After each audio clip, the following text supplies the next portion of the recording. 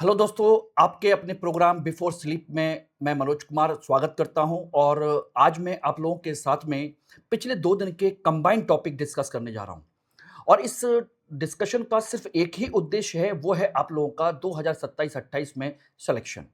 और इस सिलेक्शन के लिए मैं आप लोगों को कई बार बता चुका हूं कि करंट अफेयर बहुत ही इंपॉर्टेंट प्रोग्राम है। करंट अफेयर बहुत ही ज़्यादा कहा जाए कि ऐसा प्रोग्राम है जो आपके सिलेक्शन को बिल्कुल प्रिपेयर करता है। और इसमें मैं आपके वो सारी चीज़ों को डिस्कस करता हूँ कि किस तरीके से करंट के टॉपिक आपके लिए पिक करने चाहिए, किस तरीके से हमें उन पर क्वेश्चन बनाने चाहिए, यूपीएससी किस तरीके से उसमें छोटे-छोटे ट्रैप को बनाता है जिससे हम लोग गलती कर बैठते हैं और सिलेक्शन नहीं होता। कई बार हमको क्वेश्चन आते हुए भी हम गलती कर बैठते हैं। तो चलिए आज के इस सेशन को आगे बढ़ाते हैं और इस आज के इस सेशन में आप लोगों को कई बेहतरीन चीज़ें देखने को मिलेंगी, कई बेहतरीन टॉपिक आपको कवर करने को मिलेंगे जो रियली में आपके लिए बहुत इंपॉर्टेंट है। ओके, तो चलिए आज का हम सेशन स्टार्ट करते हैं। बिफोर स्लीप डे 2022 यानी कि 22वां दिन इसमें हम बात कर रहे हैं और इसमें मैंने आप लोगों को पहले भी कहा है कि ये जो मेरा एक कहा जाए कि डिजिग्नेशन है, जो अचीवमेंट है, मैं चाहता हूं कि आप इसका रेस्पेक्ट करते हुए यानी जो मैंने अचीव किया उसका फायदा उठाइए आप लोग।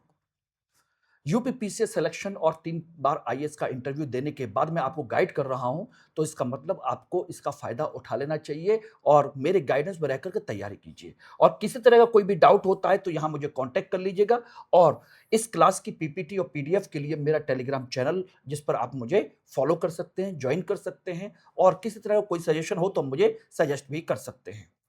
तो चलिए आज का हम पहला टॉपिक डिस्कस करने जा रहे हैं। आवधिक श्रम बल सर्वेक्षण के संदर्भ में निम्न कथनों पर विचार कीजिए।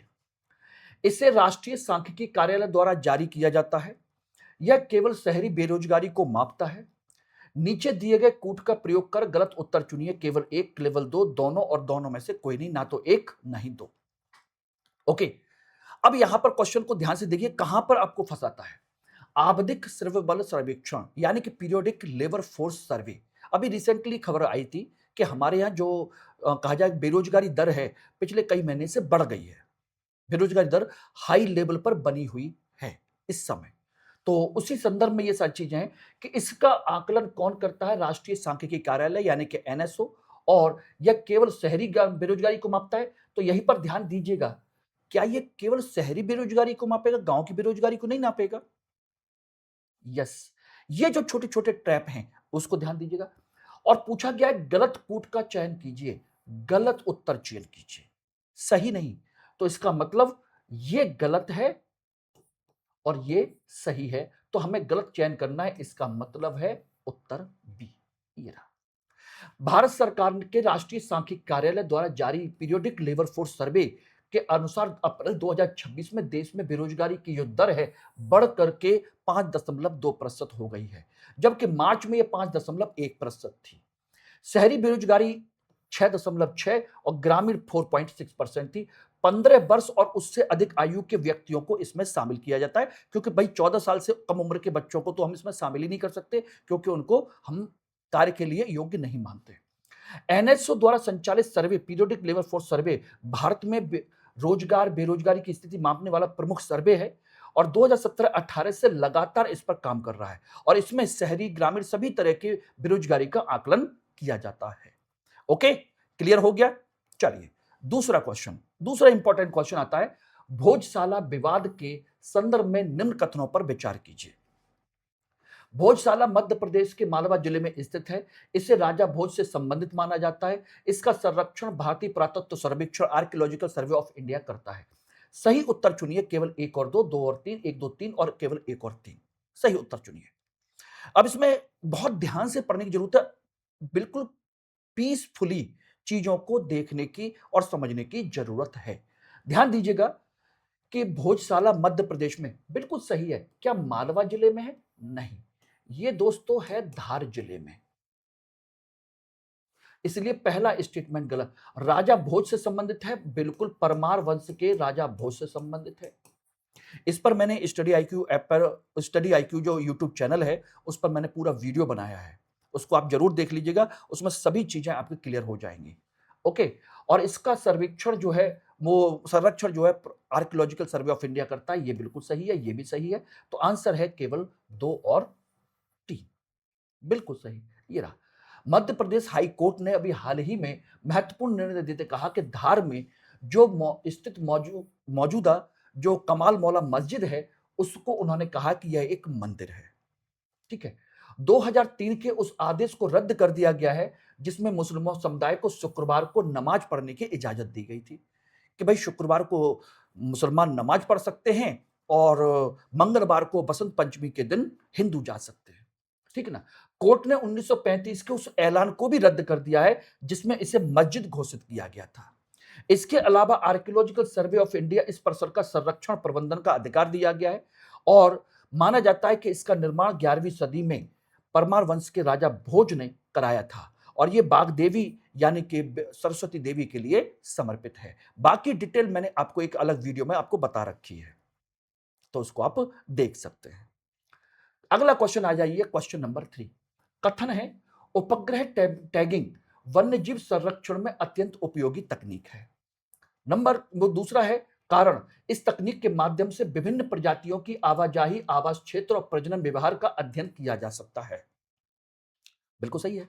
यानी कि अगर हम किसी ट्रांसमीटर को, किसी भी रिसीवर को अगर किसी भी वन्य जीव के उसके साथ में अटैच कर दें और जंगल में छोड़ दें या कहीं पर भी छोड़ दें, तो उसको आसानी से हम क्या कर सकते हैं, उसकी जानकारी ले सकते हैं कि वह कहाँ जा रहा है, उसका आवास क्षेत्र कहाँ है, उसका प्रजनन का व्यवहार किया है, किस तरीके से है, ये सारी चीजें हमको पता चल जाएंगी। अभी हाल ही में ये बिल्कुल सही है, इसलिए दोनों कथन बिल्कुल सही है और एक दूसरे की व्याख्या भी करते हैं।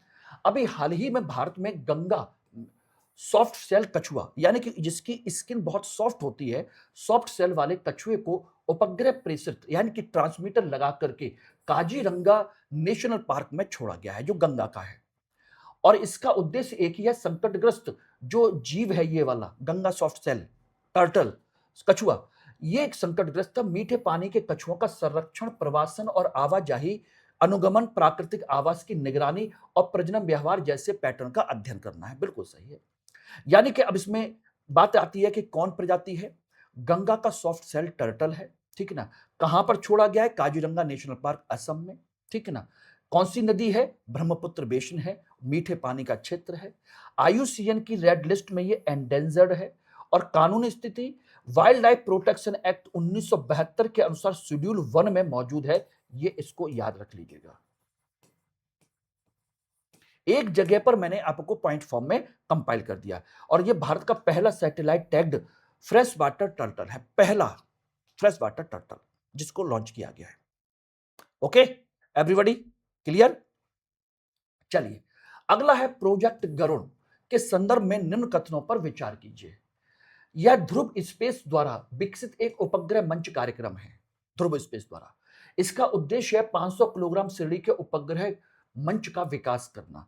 यह परियोजना केवल सैन्य विकास के लिए, सैन्य उपयोग के लिए विकसित की जा रही है। निम्न में से कौन सा या से कथन सही है? केवल 1 और 2, 2 और 3, 1 और 3, 1 2 3। तो यह बिल्कुल सही है कि प्रोजेक्ट गरुड़ आपकी एक प्राइवेट स्पेस एजेंसी ध्रुव स्पेस का एक उपग्रह मंच कार्यक्रम बिल्कुल सही है।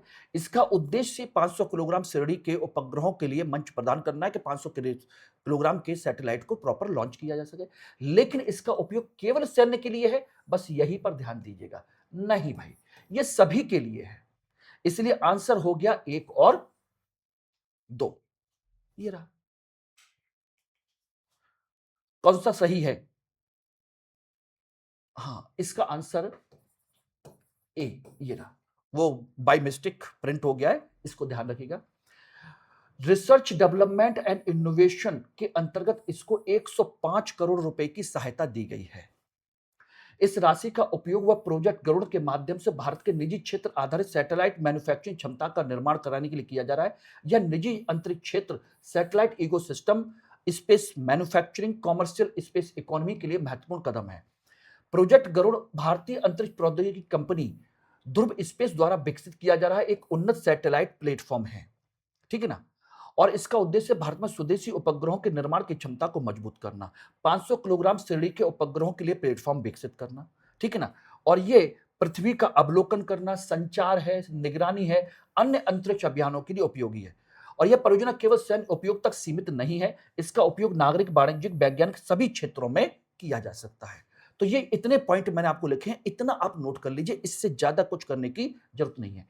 ये है कि हाल फिलहाल में चर्चा में क्यों है, बाकी इसका बैकग्राउंड अब आप समझ लीजिएगा। ओके, चलिए अगले क्वेश्चन की हम बात करते हैं।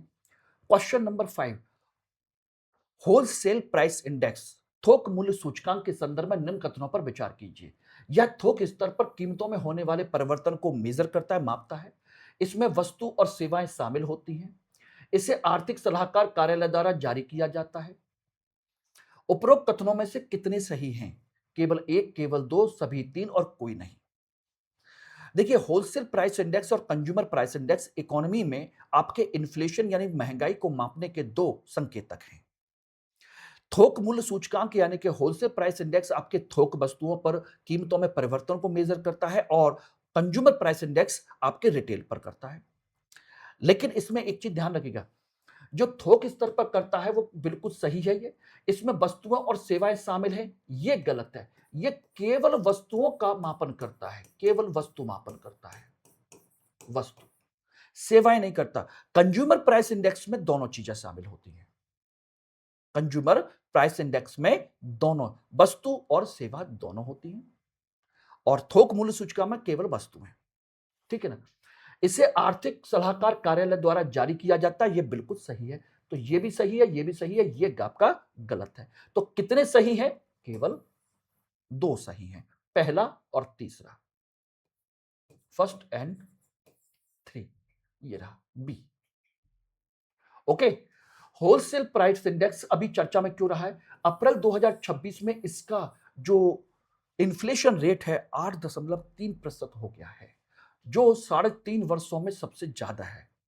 इसका मुख्य कारण है पश्चिम एशिया संकट, कच्चे तेल की कीमतों में वृद्धि, प्राकृतिक गैस और ईंधन की महंगाई और विश्व आपूर्ति श्रृंखला का दबाव। ये समझ लीजिएगा। और यह थोक स्तर पर वस्तुओं की कीमतों में परिवर्तन को मेजर करता है, बिल्कुल सही है। इसे इकोनॉमिक एडवाइजर जो है, ऑफिस ऑफ इकोनॉमिक एडवाइजर, जो वाणिज्य एवं उद्योग मंत्रालय के अंतर्गत आता है, वही करता है।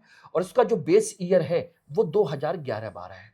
ध्यान रखना, जीडीपी के कैलकुलेशन के लिए नया बेस ईयर बनाया गया है 2022-23, और सीपीआई कंज्यूमर प्राइस इंडेक्स के लिए बनाया गया है 2024। लेकिन अभी होलसेल प्राइस इंडेक्स के लिए अभी 2011-12 पुराना वाला ही चल रहा है। ये ध्यान रखिएगा, ये छोटी छोटी मिस्टेक हैं जो आप गलती कर सकते हैं। जीडीपी के लिए बेस ईयर चेंज कर दिया गया, 2022-23 कर दिया गया है। सीपीआई के लिए चेंज कर दिया है इन्होंने। अगला क्वेश्चन है, प्राइड ऑफ हिल्स इनिशिएटिव के संदर्भ में निम्न कथनों पर विचार कीजिए। इसका उद्देश्य है हिमालयी और पर्वतीय राज्यों में आधारभूत संरचना को सुधारना। अरुणाचल प्रदेश को इस पहल के अंतर्गत वित्तीय सहायता प्रदान की गई है। यह केवल पर्यटन विकास के से संबंधित योजना है। गलत उत्तर चुनिए, केवल एक और दो, केवल तीन, केवल दो और तीन, और एक दो तीन। गलत उत्तर चुनना है, यानी कि इसमें ध्यान रखें, जल्दबाजी में गलती मत कर बैठना। गलत पूछा गया है, तो ये बिल्कुल सही है, ये भी सही है, ये गलत है। केवल पर्यटन के लिए नहीं है, बल्कि हर चीज के लिए है। ये पूरा का पूरा देखोगे तो यहां पर आपको ये आ जाएगा, या तो ये गलत होगा या ये गलत होगा। बात समझना, और ये गलत होगा तो ऐसा कोई ऑप्शन है नहीं, बिल्कुल। तो आंसर है आपका बी। ये हाल ही में अरुणाचल प्रदेश को केंद्र की सरकार की तरफ से प्राइड ऑफ हिल्स इनिशिएटिव के तहत आपको 4900 करोड़ रुपया प्राप्त हुआ है। यह हिमालयी राज्यों, सीमावर्ती क्षेत्रों, पर्वतीय अवसंरचना, कनेक्टिविटी और सामरिक विकास को मजबूत करने के उद्देश्य से प्रारंभ की गई एक पहल है। प्राइड ऑफ हिल्स ये केंद्र सरकार की एक विशेष विकासात्मक पहल है, जिसका उद्देश्य भारत के पर्वतीय हिमालय राज्यों में समग्र आधारभूत संरचना और आर्थिक विकास को बढ़ावा देना। 2026 में इसकी इनिशिएशन किया गया है और अरुणाचल प्रदेश को वित्तीय आवंटन किया गया। इसके माध्यम से हमारी बॉर्डर सिक्योरिटी बढ़ेगी, रीजनल इम्बेलेंस जो असमानता है, क्षेत्रीय असमानता है, वो कम होगी, इकोनॉमिक इंटीग्रेशन, आर्थिक समेकन होगा एक कहा जाए तो, और हम कह सकते हैं डिजास्टर रिजाइलेंस, यानी कि आपदाओं से निपटने में हमें इसके माध्यम से सहायता मिलेगी अगर इंफ्रास्ट्रक्चर बेहतर होगा तो। और इतने ही आपको पॉइंट आपको याद रखने हैं। ये चर्चा में क्यों है और ये इसका बैकग्राउंड, और इसी पैटर्न पर आपको पढ़ना है, इसी पैटर्न पर नोट्स बना के चलने हैं, अब काम हो जाएगा। अगला क्वेश्चन है क्वेश्चन नंबर 7। निम्न कथनों पर विचार कीजिए। उच्चतम न्यायालय को अवमानना दंडित करने की शक्ति अनुच्छेद 129 से प्राप्त होती है। उच्च न्यायालय को यह शक्ति अनुच्छेद 215 से प्राप्त होती है। कौन सा कथन गलत है? केवल एक, केवल दो, दोनों और दोनों में से कोई नहीं। बताइए कौन सा गलत है? तो आंसर होगा इसका डी, दोनों में से कोई गलत नहीं है, दोनों बिल्कुल सही है। और पूछा क्या गया है, कौन सा गलत है, बस ये ध्यान रखिएगा, डी। अब ये क्यों चर्चा में आया? क्योंकि दिल्ली गवर्नमेंट ने अभी हाल ही में आम आदमी पार्टी के संयोजक अरविंद केजरीवाल और अन्य लोगों के खिलाफ, सोचिएगा, आपराधिक अवमानना कार्रवाई की प्रारंभ की है, क्योंकि उन्होंने वहां के जो जज थे उनको हटाने को लेकर के कई बार उन्होंने चर्चा की और मीडिया में आकर के कई बार चर्चा की है। यह मामला दिल्ली आबकारी नीति से जुड़ी सुनवाई के दौरान न्यायपालिका पर दुष्प्रचार और न्यायालय की छवि धूमिल करने वाले सोशल मीडिया पोस्टों से संबंधित है। इसमें 129 के तहत उच्चतम न्यायालय को कोर्ट ऑफ रिकॉर्ड बनाता है, इसलिए दंडित किया, वो अवमानना का कंसेप्ट है। और 215 के तहत उच्च न्यायालय को यही शक्ति प्रदान की गई है। इसमें दो प्रकार की होती है, एक होती है सिविल अवमानना और एक होती है आपराधिक अवमानना। यानी कि कहा जाए कि सिविल कोर्ट ऑफ कंटेम्प्ट क्या होता है, जब न्यायालय के आदेश की जानबूझकर अवहेलना की जाती है, जो आदेश दिया गया है उसको आप इग्नोर करते हो, वो आप नहीं मानते। और दूसरा होता है आपराधिक, जब कोई व्यक्ति न्यायपालिका की प्रतिष्ठा को घटाए, न्यायिक प्रक्रिया को प्रभावित करने की कोशिश करे, न्याय प्रशासन में बाधा उत्पन्न करे, तब होता है। इसीलिए इन पर ये क्रिमिनल कोर्ट ऑफ कंटेम्प्ट का केस रखा गया है, ठीक है ना। और ये कानूनी प्रावधान कंटेम्प्ट कोर्ट ऑफ एक्ट 1971 के तहत आता है, और इसको ध्यान से सुन लीजिएगा, लिख लीजिएगा। भारत में न्यायालय अवमानना को परिभाषित करता है और इसके तहत 6 महीने तक कारावास अथवा जुर्माना, और दोनों हो सकते हैं, दोनों हो सकते हैं। अब देखते ये हैं कि केजरीवाल और अन्य लोगों पर क्या एलिगेशंस और किस तरीके से डिसीजंस आते हैं इस पर। ओके, अब इसके अलावा कुछ इंपॉर्टेंट टॉपिक, एक्स्ट्रा टॉपिक हैं, जैसे इंटरनेशनल टेलीकम्युनिकेशन यूनियन। अब ये क्या है? आईटीयू, इसे कहते हैं आईटीयू। स्विट्जरलैंड के जिनेवा में हुई इंटरनेशनल टेलीकम्युनिकेशन यूनियन काउंसिल 2026 की बैठक के दौरान भारत ने वैश्विक दूरसंचार और डिजिटल नीति के क्षेत्र में अपनी स्थिति और मजबूत की है। वहां पर बताया कि हमने काफी अच्छा इसमें काम किया है। अब बात आती है कि जब ऐसी बात आई है तो आईटीयू है क्या? यह सूचना एवं संचार प्रौद्योगिकी के लिए एक संयुक्त राष्ट्र की एक विशेष एजेंसी है, इंपॉर्टेंट। और ये आपसे क्वेश्चन पूछे जा सकते हैं कि यूएन की कितनी विशेष एजेंसियां हैं, उसकी लिस्ट बना लीजिएगा।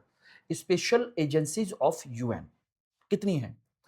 इसकी स्थापना 1865 में इंटरनेशनल टेलीग्राफ यूनियन के रूप में हुई थी, और 1947 में आईटीयू संयुक्त राष्ट्र की एक विशेष एजेंसी बन गई। पहले ये आईटीएफ, इंटरनेशनल टेलीग्राफ यूनियन के तौर पर बनी थी, टेलीग्राफ के तौर पर। बाद में ये आईटीयू के रूप में इंटरनेशनल टेलीकम्युनिकेशन यूनियन के तौर पर ये संयुक्त राष्ट्र की विशेष एजेंसी बन गई। ये एक अंतर सरकारी संगठन है जो वैश्विक दूरसंचार और संचार प्रौद्योगिकी के लिए काम करता है, ठीक है ना। इसके 194 सदस्य देश हैं और 1000 से अधिक कंपनियां, विश्वविद्यालय और अंतरराष्ट्रीय क्षेत्रीय संगठनों की सदस्यता है। भारत 1869 से आईटीयू का सक्रिय सदस्य है, इंपॉर्टेंट है, ध्यान रखना। 1869 से, और 1952 से काउंसिल का नियमित सदस्य बन गया है। इसका मुख्यालय है जेनेवा, स्विट्जरलैंड। ये बहुत इंपॉर्टेंट है। गलती कहां होती है कि भारत इसका सदस्य कब बना और यूएनओ की स्थापना कब हुई, हम लोग उसी में गड़बड़ कर जाते हैं, द्वितीय विश्व युद्ध के तुरंत बाद। तो हम सोचते हैं कि जब यूएन बना है उसके बाद ही तो बना होगा ये, नहीं भाई, उससे बहुत साल पहले बन चुका है। अगला है थाडो जनजाति। अब ये थाडो जनजाति है कहां की, ध्यान रखिएगा। हाल ही में मणिपुर के कामपोंग कपी जिले में कुछ अज्ञात हथियारबंद लोगों ने थाडो जनजाति के 3 चर्च नेताओं की गाड़ियों पर घात लगाकर हमला कर दिया, उनकी गोली मारकर हत्या कर दी, कई अन्य घायल हो गए, ठीक है ना। इसका मतलब ये कहां के हैं? मणिपुर के। ये बेसिकली मणिपुर का एक मूल निवासी समुदाय है, मणिपुर राज्य के क्षेत्र में रहता है, दूसरी सबसे बड़ी जनजाति है। इनसे पहले कौन आते हैं? मैतेई या मणिपुरी आते हैं। दूसरी सबसे ज्यादा है। 2011 की जनगणना के अनुसार में थारू लोगों की कुल आबादी लगभग 1,90,000 के आसपास है। इन लोगों की संस्कृति चिनकुकी मिजो समुदाय के सभी लोगों के साथ लगभग एक जैसी है। इनकी भाषा है थारो भाषा है, साइनो तिब्बती भाषाओं में तिब्बती बर्मा परिवार से संबंधित है और ये झूम खेती करने में विशेष तौर पर काम करते हैं। यानी शिफ्टिंग कल्टीवेशन, जंगल को जला करके, काट करके, साफ करके उस पर खेती करना, फिर आगे बढ़ जाना। झूम खेती में ज्यादा विश्वास करते हैं। अगला टॉपिक है राष्ट्रीय खेल विकास कोष। यस, इसको सुन लीजिएगा। हाल ही में सूचना के अधिकार आरटीआई के माध्यम से यह पता चला कि राष्ट्रीय खेल विकास कोष के में योगदान 2023-24 से लेकर 25-26 के बीच में 3 सालों में आधे से भी कम हो गया है। यानी कि सरकार ने इसको योगदान इनका आधे से भी कम कर दिया है। यस, इसकी स्थापना 1998 में चैरिटेबल ट्रस्ट के तौर पर की गई थी। 1998 में 1890 के एक्ट के तहत, ठीक है ना। उद्देश्य था खेलों को बढ़ावा देना, काम में तेजी लाना, लचीलापन लाना। इसमें सार्वजनिक और निजी क्षेत्र, अनिवासी भारतीय और चैरिटी या गैर लाभकारी संस्थाओं से मिलने वाले दान से फंड आता है और इसमें सरकार का योगदान भी शामिल होता है। और ये उसका उद्देश्य है खेलों को बढ़ावा देना, विशेष रूप से कुछ खास खेल विधाओं और व्यक्तिगत खिलाड़ियों को राष्ट्रीय अंतर्राष्ट्रीय स्तर पर बेहतरीन प्रदर्शन करने में मदद करना। खिलाड़ी हैं, कोच हैं, विशेषज्ञ हैं, उनसे संबंधित खेल विधाओं में विशेष प्रशिक्षण और कोचिंग दिलवाना। खेलों को बढ़ावा देने के लिए बुनियादी ढांचे बनाना और उनका रखरखाव करना, यह है इसका कंसेप्ट। तो उम्मीद करता हूं कि आज की ये सेशन आपको क्लियर हो गया होगा और इसमें दोनों दिन का कंपाइल आपको दे दिया है। इसके नोट्स बना लीजिए, पढ़ लीजिए, अच्छे तरीके से कर लीजिए और कोई भी डाउट हो तो जरूर बताइएगा मुझे। ठीक है, चलिए, थैंक यू वेरी मच।